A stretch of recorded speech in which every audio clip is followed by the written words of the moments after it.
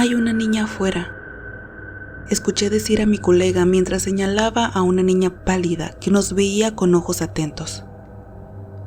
Eso era lo último que quería escuchar a bordo de un submarino de aguas profundas.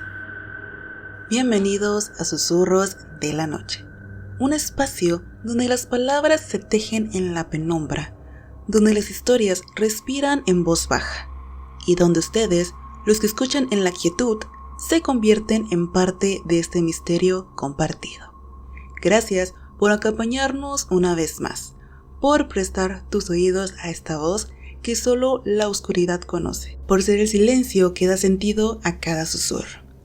Este es un refugio para los que buscan algo más allá del ruido del día. Y esta noche, como siempre, estamos aquí para escuchar juntos. El científico que pretendía resucitar a los muertos con un columpio. Robert Cornish, un científico precoz que siempre se sintió atraído por la idea de devolver la vida a los muertos. Para ello, ideó un sistema bastante llamativo, fijando el cadáver de un individuo fallecido recientemente y sin lesiones físicas a una especie de plano inclinable en varias posiciones, básicamente un columpio de parque infantil, y moviéndolo arriba y abajo. Era posible hacer que la sangre circulara de nuevo y por lo tanto se reactivaran las funciones cerebrales y cardíacas. Los primeros experimentos con personas ahogadas y a las que les había dado infartos no tuvieron mucho éxito. Si bien Cornish aseguraba que les volvía el color en los pálidos rostros y que incluso había detectado alguna señal de pulso.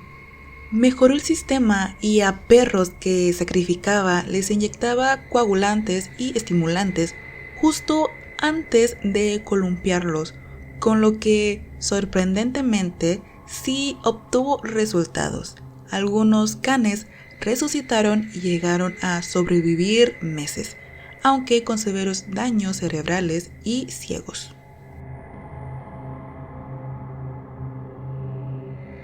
Las siguientes historias que les voy a compartir, les doy crédito a relatos desclasificados de la página historiasdeterror.com y estas historias están en primera persona.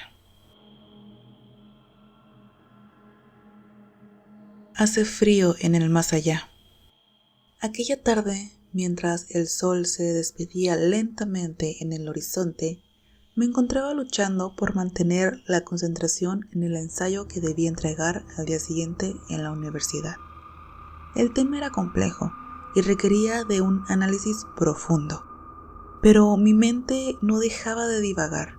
Sinceramente, mi carrera no me apasionaba tanto como pensé en un principio, pero estaba atrapado en esa realidad y tenía que vivir con ella. Lo bueno es que ya solo me faltaba un año. A menudo me encontraba sumergido en pensamientos sobre otras carreras que, en retrospectiva, me hubiera convenido estudiar, pero ya era tarde. Había tomado una decisión equivocada y era momento de afrontar las consecuencias.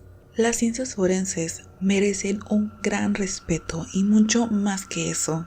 Requieren ser de estómago fuerte, pues no es cualquier cosa lidiar con los desafíos y situaciones que se presentan en este campo. La muerte, como tema central en muchas investigaciones forenses, siempre me ha parecido un asunto fascinante, enigmático e inexplorado, porque no sabemos realmente qué pasa después de que dejamos este plano terrenal. Aunque diversas culturas y religiones ofrecen sus propias interpretaciones, nadie ha regresado del más allá para darnos la respuesta definitiva.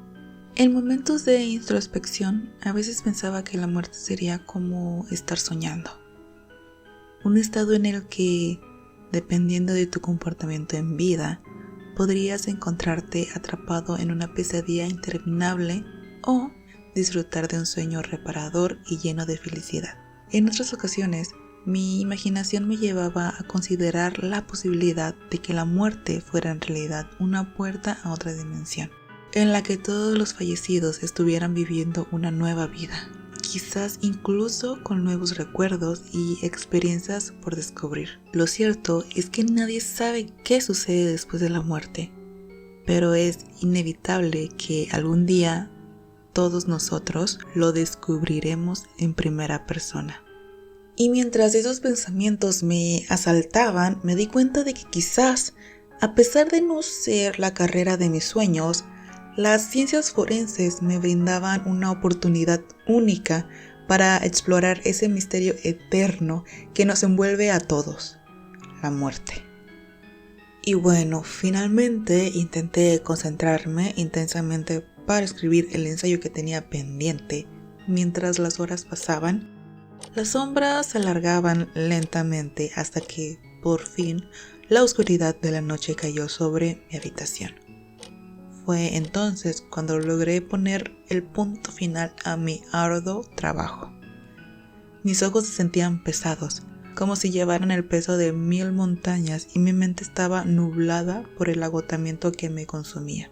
Decidí que era hora de rendirme al sueño y recuperar mis energías. Me levanté de mi escritorio, que estaba cubierto de papeles, libros y tazas de café vacías, y me dirigí a mi habitación. En mi departamento, las noches eran especialmente difíciles. El miedo me acechaba en las sombras, aunque nunca antes había sido una persona temerosa. La oscuridad parecía más profunda y amenazante cuando estaba solo, y las tardes adoptaban un sabor rancio, como si estuviera atrapado en una película de terror interminable. Esa noche, después de terminar el ensayo, me acosté en mi cama, sintiendo cómo las sábanas frías acariciaban mi piel cansada. Mis ojos se cerraron automáticamente, como si tuvieran vida propia, ansiosos por escapar del agotamiento. Sin embargo, en muchas ocasiones, el cansancio extremo me llevaba a experimentar la parálisis del sueño, una aterradora condición en la que mi mente despertaba, pero mi cuerpo permanecía inmóvil, prisionero de mis peores pesadillas. Pero esa noche esperaba que el sueño reparador pudiera abrazarme y alejarme de la oscuridad que me rodeaba. Pero no fue así. Unos minutos después de cerrar los ojos para intentar conciliar el sueño, comencé a sentir una presión abrumadora en mi cuerpo. Era una sensación inexplicable, como si alguien hubiera decidido posarse sobre mí, impidiéndome cualquier movimiento. Aterrorizado, intenté gritar, pero mi voz se ahogaba en mi garganta, como si estuviera siendo silenciada por algo totalmente desconocido. Mi mente comenzó a inundarse de imágenes grotescas y horribles, como si un torrente de pensamientos oscuros y retorcidos se hubiera apoderado de mi mente. Veía cuerpos en descomposición, escuchaba risas demoníacas y visiones perturbadoras me acosaban sin cesar, haciendo que mi terror se intensificara aún más. Con gran esfuerzo, abrí los ojos lentamente y descubrí que no había nada frente a mí. Todo estaba oscuro y silencioso, como si la habitación se hubiera tragado toda la vida. Decidí tomar unas cuantas respiraciones profundas y tratar de calmarme, repitiendo mentalmente que todo aquello no era más que un episodio pasajero. Poco a poco, la opresión y el miedo fueron cediendo, hasta que finalmente pude conciliar el sueño. La fatiga y el agotamiento terminaron por vencer al miedo, permitiéndome dormir en paz. Al día siguiente me dirigí a la escuela sintiéndome exhausto pero aliviado. Para mi sorpresa, obtuve una calificación de 10 en el trabajo que me había costado demasiado. Después de la escuela, fui a ayudar a mi amigo Pablo, que trabajaba en una tienda de ropa para hombres. Él se había sentido mal aquel día, así que accedí a cubrirlo en su turno de trabajo. No era mucho tiempo, solo unas horas, y además los dueños me ofrecieron comida en la tienda y luego me dieron las llaves y se fueron. Atendí a varios clientes sin problemas, pero cuando llegó la hora de cerrar, me dispuse a limpiar el suelo mientras escuchaba un programa de radio en el que un brujo aconsejaba a personas con mala suerte. Fue entonces cuando noté la presencia de una mariposa negra de tamaño gigantesco posada en el techo. Mi abuela, una mujer muy supersticiosa, siempre nos había advertido que las mariposas negras eran presagio de desgracias, anunciando la llegada de eventos desagradables e incluso de la muerte de alguien cercano. Aunque yo no era alguien que creyera en esas cosas, aquel recuerdo hizo que el miedo recorriera mi pecho, temiendo que algo malo pudiera ocurrir. Mientras me debatía entre el miedo y la incredulidad, la mariposa comenzó a volar por toda la tienda, como si quisiera asegurarse de que yo no ignorara su presencia. Para agravar la situación, la música que sonaba en el programa de radio parecía sincronizarse de alguna manera con el vuelo errático de la mariposa, aumentando la atmósfera de terror que se había apoderado del lugar. No podía evitar sentir que algo muy raro estaba ocurriendo, como algo malvado estuviera manipulando el entorno a su antojo. Con el corazón palpitando en mi pecho, decidí enfrentar mi miedo y tratar de atrapar o ahuyentar a la mariposa negra. Tomé una escoba y me armé de valor, pero cada vez que intentaba acercarme a ella, la mariposa esquivaba mis embestidas, como si estuviera burlándose de mí. Mientras la perseguía por la tienda, la música del radio se volvió cada vez más tétrica, alimentando mi terror. Finalmente, después de una angustiosa persecución, logré atrapar a la mariposa negra entre las cerdas de la escoba y la arrojé violentamente fuera de la tienda. Sin embargo, en lugar de huir, la mariposa simplemente se posó en la ventana, como si me estuviera advirtiendo de que su presencia no era algo que pudiera evadir tan fácilmente. Cerré la tienda con prisa, asegurándome de cerrar con llave todas las puertas, mientras la mariposa continuaba fuera. Aquella noche me costó conciliar el sueño, atormentado por las imágenes de la mariposa y el recuerdo de la opresión que había sentido la noche anterior. A pesar de mis intentos por ignorar esos eventos y convencerme de que eran simples coincidencias, no podía negar la sensación de que algo malo estaba por suceder. Al día siguiente le entregué las llaves a Pablo, pero opté por no mencionarle el extraño episodio de la mariposa que había presenciado la noche anterior. Sabía que, de hacerlo, Pablo seguramente se burlaría de mí, restándole importancia a lo que había vivido. Además, no podía descartar la posibilidad de que todo hubiera sido producto de mi imaginación, quizá debido a mi cansancio o al estrés acumulado. Tal vez había exagerado todo y no tenía sentido preocuparse. Pablo y yo teníamos un profesor llamado Sergio, quien, gracias a nuestras excelentes calificaciones y al empeño que demostrábamos en su materia, Sergio solía invitarnos a realizar prácticas en la morgue que estaba al lado del panteón municipal, donde él trabajaba. A nosotros nos interesaba mucho aprovechar esa oportunidad, ya que nos permitía adquirir más experiencia en nuestra área de estudio y, por lo tanto, mejorar nuestras habilidades. Así que, cada vez que nos llamaba para pedirnos ayuda en la morgue, no dudábamos en acudir. Esa tarde el teléfono sonó, interrumpiendo mis pensamientos. Era el profesor Sergio, quien con una voz profunda me pidió que por favor fuera a ayudarlo en la morgue unas horas más tarde. Me informó que llevarían un cuerpo y que ya le había avisado a Pablo. A pesar de sentirme cansado después de un largo día, acepté ir. Decidí cenar algo rápido y ligero para no sentirme pesado durante la labor en la morgue. Tras la cena, me di un baño relajante y me cambié a ropa cómoda, preparándome mentalmente para lo que me esperaba. Mientras me dirigía al lugar, la luna se asomaba en el cielo, iluminando mi camino con su luz. Al llegar, me encontré con Pablo, quien había llegado casi al mismo tiempo que yo. Juntos, nos detuvimos un momento frente al cementerio y no pude evitar recordar aquella mariposa negra que había visto en la tienda de ropa, pues se conectaba muchas veces con la muerte. Tuve una pequeña falla con mi audio y no sé si se vaya a escuchar bien, así que tuve que dejar de grabar, pero ahora ya creo que estamos bien y vamos a aprovechar para tomar un break. Ya saben, pueden ir por agüita, café, un té, comida también. No olviden que tenemos Instagram, podcast Susurros de la Noche, donde nos puedes enviar tu anécdota del tipo paranormal. También aprovecho para volverles a agradecer a todos ustedes que me escuchan y me dejan su like. Si me estás escuchando en YouTube, no olvides suscribirte y darle like. Y si me estás escuchando en Spotify, sígueme y deja un comentario. Bueno, continuamos con esta historia que está muy interesante porque todavía no acaba. El profesor Sergio nos recibió con una sonrisa cansada, abriendo la puerta de la morgue para que pasáramos.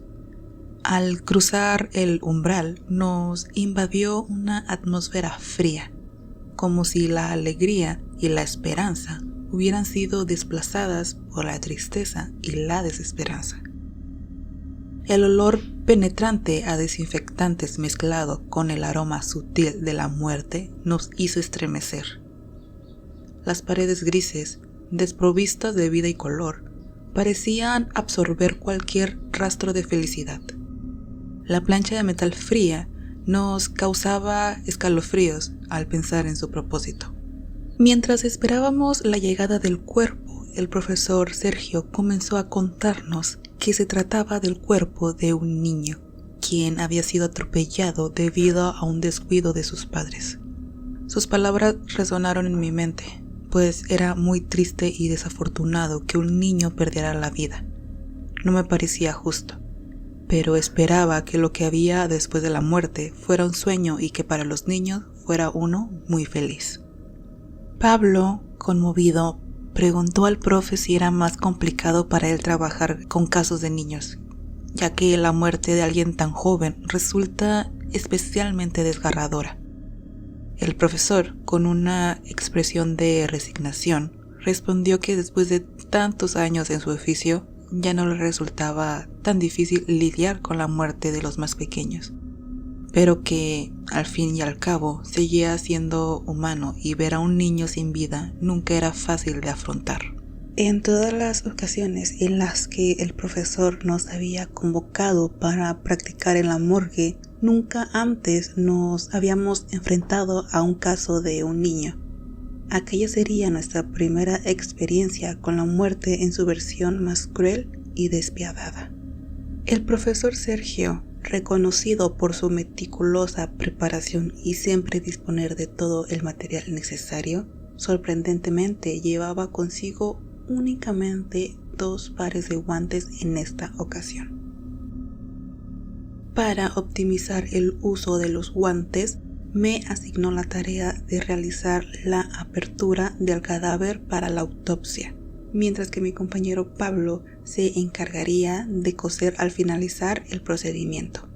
Cuando el cuerpo llegó a la sala, una sensación inexplicable de incomodidad me invadió. De alguna manera, pude sentir un súbito y punzante dolor en el pecho. Con el corazón latiendo con fuerza, me dispuse a efectuar la incisión en el cuerpo, siguiendo las instrucciones del profesor Sergio. Mientras realizaba la autopsia, noté que mis manos estaban frías y temblorosas, y mi respiración se volvía cada vez más irregular. El aire de la sala parecía haberse vuelto más denso y pesado. Cuando finalmente terminamos con la autopsia, Pablo se encargó de coser el cuerpo, tembloroso y con la cara pálida como si hubiese visto un fantasma. Por mi parte, me deshice de los guantes que había utilizado, sintiendo un alivio temporal al saber que ya no los iba a necesitar. El profesor Sergio y yo observábamos atentamente cómo Pablo cosía el cuerpo con suma concentración. La sala estaba en completo silencio y solo se escuchaba el sutil sonido del hilo atravesando la piel del cadáver. Pero entonces, algo inesperado sucedió. Cuando Pablo estaba por llegar al pecho del cuerpo, la mano del niño muerto se levantó bruscamente y agarró a Pablo del cuello con una fuerza sobrenatural. El grito de pánico de Pablo resonó en la sala mientras su cuerpo temblaba violentamente. A pesar de que el profesor Sergio intentó tranquilizarlo, explicando que se trataba de un espasmo cadavérico, los ojos desorbitados y el rostro pálido de Pablo evidenciaban que aquellas palabras no le proporcionaban ningún consuelo. Sus manos temblaban como gelatinas mientras luchaba por soltarse del agarre del cadáver. Confieso que yo tampoco pude mantener la calma, sintiendo un escalofrío recorrer mi espina dorsal al presenciar aquella escena tan escalofriante. A pesar de que en clases nos habían advertido sobre la posibilidad de que ocurrieran espasmos cadavéricos, nunca imaginé que sería tan aterrador verlo en persona, y mucho menos experimentar la sensación de que un ser sin vida te tomara del cuello. El profesor, consciente del miedo y la angustia que embargaba a Pablo en la sala, decidió intervenir de inmediato para liberarlo de aquel agarre. Con suma delicadeza y la experiencia adquirida a lo largo de los años, logró desprender la mano del cadáver del cuello de Pablo. El ambiente en la sala se volvió aún más espeso y sofocante mientras el profesor realizaba esta tarea, como si el aire mismo estuviera cargado de miedo. Una vez liberado, Pablo cayó de rodillas al suelo, jadeando y sollozando de puro terror. El profesor rápidamente le ayudó a levantarse y lo llevó a un rincón de la sala para que pudiera recuperarse. Pero le explicó que debía continuar cosiendo el cuerpo, pues era el único que tenía guantes. Pero Pablo negó con la cabeza. El profesor intentó tranquilizar a Pablo, explicándole que esas cosas solían suceder. Así que, después de unos minutos, Pablo se armó de valor y se levantó para continuar su tarea. A pesar de que le costó mucho concentrarse debido a sus manos temblorosas y la tensión que sentía en su cuerpo, estaba a punto de terminar cuando algo aún más escalofriante ocurrió. Una mariposa enorme y negra, idéntica a la que había visto en la tienda de ropa, comenzó a volar alrededor del cadáver, agravando el miedo de Pablo. A pesar de ello, reunió toda su valentía y siguió cosiendo hasta terminar. Al ver a esa aterradora mariposa, mi corazón se aceleró y un escalofrío recorrió mi cuerpo, pues, por alguna extraña razón, presentía que era la misma mariposa que había visto antes. El profesor, dándose cuenta de nuestra inquietud, intentó espantar a la mariposa. Finalmente la hizo alejarse, pero la mariposa se posó en el techo, como si estuviera vigilándonos desde las sombras. No podía evitar pensar que su presencia era una advertencia, una señal de que lo sucedido con el cadáver no era un simple espasmo cadavérico, sino algo mucho más siniestro. Los tres nos quedamos en silencio, tratando de no comentar sobre el suceso para no empeorar la situación. Pablo y yo decidimos ir a lavar y desinfectar nuestras manos e instrumentos, intentando dejar atrás el temor. Al entrar a los lavados, sentimos una atmósfera extraña, como si la temperatura hubiera descendido drásticamente. Nos miramos, ambos sintiendo el mismo escalofrío, y vimos a la mariposa entrar al lugar. Lavamos nuestras manos rápidamente, pero mientras mirábamos al frente, escuchamos un sonido espeluznante, como si alguien estuviera rasguñando la pared de atrás. Nos quedamos paralizados, sin atrevernos a voltear hacia la fuente del ruido. En el instante en el que el sonido cesó, nos armamos de valor y giramos hacia la pared. Lo que vimos nos dejó sin aliento. Escrito en la pared había una frase que decía: "Ayúdenme, hace mucho frío aquí". Y antes de tener oportunidad de reaccionar, volteamos hacia la puerta donde una voz inquietante y siniestra, pero de alguien muy joven, decía nuestros nombres, en un susurro escalofriante que nos dejaba la piel de gallina. La voz profunda parecía provenir del más allá, del espacio entre el mundo de los vivos y el de los muertos. La voz era la del mismo niño al que le habíamos realizado la autopsia unos minutos antes, con la piel blanca, la ropa deshecha por el accidente. Sus ojos estaban llenos de lágrimas y parecía que estaba temblando del frío. Mi corazón comenzó a latir a 1000 por segundo. El sudor frío bajaba por mi frente y sentía que estaba a punto de desmayarme. No pude evitar gritar y Pablo reaccionó igual. El profesor fue a ver qué sucedía y, al vernos en ese estado, trató de hacernos reaccionar y nos preguntó qué había sucedido. Le contamos lo que habíamos visto, le señalamos la pared, pero las letras habían desaparecido y el niño también. Nos dijo que nos fuéramos de ahí y nos llevó a cada uno a nuestras casas. En el camino nos comentó que a veces esas cosas pasaban, pues los muertos a veces no comprenden que ya se han ido de este mundo. Y quizá el niño sentía frío y miedo por estar en el más allá. Yo agregué que tal vez cuando sus padres hicieran su velación y el entierro de su cuerpo, el niño podría descansar en paz. A pesar del miedo que sentía en esos momentos, cuando llegué a casa sentí un profundo sentimiento de tristeza, pues no creía justo que un niño se fuera a un lugar frío y solo, y entendí por qué buscaba nuestra ayuda. También comprendí la advertencia de la mariposa negra. Esa noche, cuando estaba cepillando mis dientes, volví a escuchar la voz del niño pidiendo ayuda, pero esa vez más lejos y no lo vi de nuevo. Pedí por su alma y porque pudiera descansar en paz después de que lo velaran. Después de esa experiencia comencé a pensar más acerca de la muerte y todo lo que había después. En lo triste de que los niños se fueran y comencé a tenerle más cariño a mi carrera y a respetar los cuerpos que llegaban en las prácticas y después en mis años laborales. El reloj ha marcado la hora y nuestras historias deben descansar. Guarda esos susurros contigo, que las sombras que hoy revelamos te recuerden que el mundo es más vasto de lo que imaginamos. La luna fuera de tu ventana es testigo. Esto no es un adiós, sino un hasta pronto. Hasta la próxima luna llena, cuando los susurros vuelvan a llamar a tu puerta.